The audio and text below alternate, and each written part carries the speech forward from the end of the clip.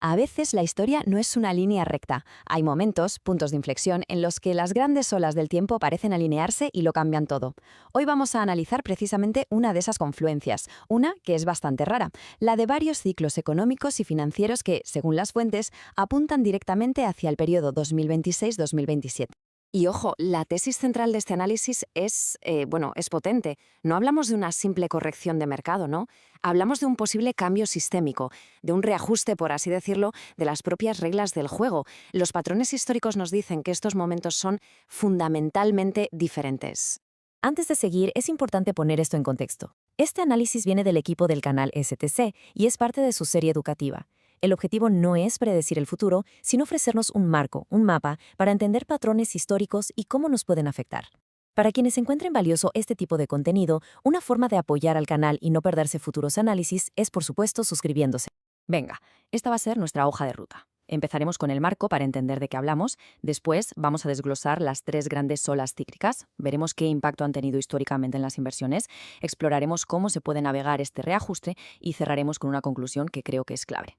Entonces, a ver, ¿por qué importan estos ciclos tan largos? La clave no es que predigan el día y la hora de un evento concreto, no para nada. Lo que hacen es como señalar periodos en el calendario donde el sistema es más vulnerable, momentos en los que hay mucha deuda y sobre todo en los que la memoria colectiva del riesgo simplemente se ha esfumado. Y aquí entra una palabra clave: confluencia. ¿Qué es esto?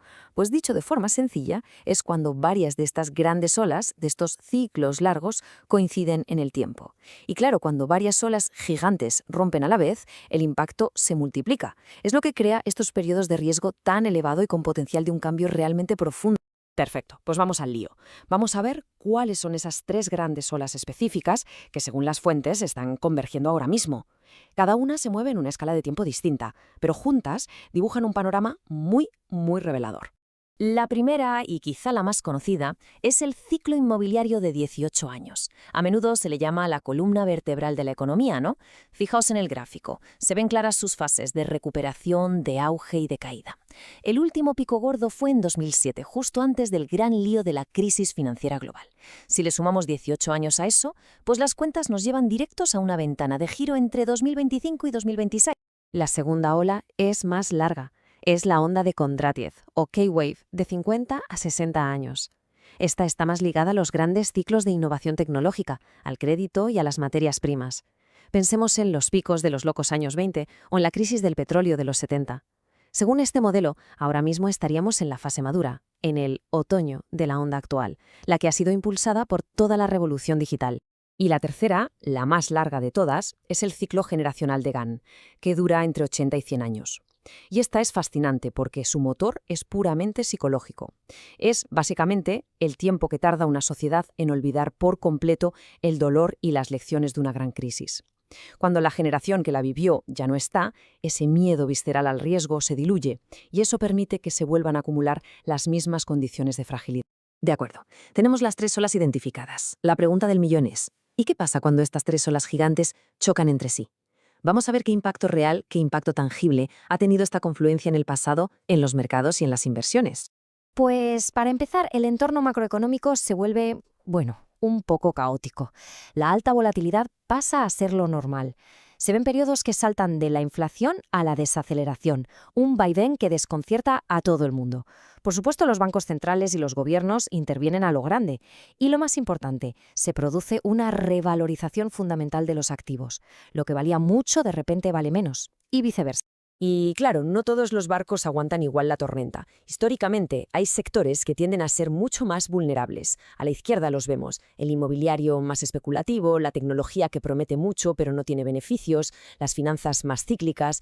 Y a la derecha, los que han demostrado ser más resistentes: infraestructuras esenciales, energía y empresas con negocios sólidos y poca deuda. Visto el panorama, la siguiente pregunta es obvia: ¿cómo se puede navegar un reajuste sistémico como este? La siguiente parte se centra justo en eso, en un marco estratégico basado en la historia para afrontar un entorno así. Hay una cita del informe que me parece que lo resume todo a la perfección. Los mayores retornos a largo plazo suelen generarse después del reajuste, no durante la euforia final. ¿Qué quiere decir esto? Pues que en estas fases del ciclo la partida ya no va de intentar arañar el último euro de su vida, sino de asegurarse de tener las fichas en el bolsillo para poder jugar la siguiente mano, que suele ser la buena. Esta tabla es súper interesante porque lo visualiza muy bien. Fijaos en las tres fases. Antes de 2026, en esta fase tardía, la prioridad número 1 es preservar el capital.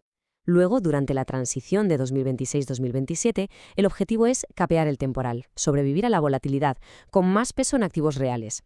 Y solo después de ese reseteo se cambia el chip para buscar el crecimiento del nuevo ciclo. El escenario que las fuentes consideran como el caso base es un reajuste desordenado. Ojo, no es un colapso total, pero sí un periodo muy movido, con bandazos, con correcciones importantes en los activos que estén más apalancados, más endeudados. Aquí la prioridad es clarísima: preservación del capital. Un escenario alternativo es que el ajuste no sea con una caída de precios, sino a través de una inflación prolongada.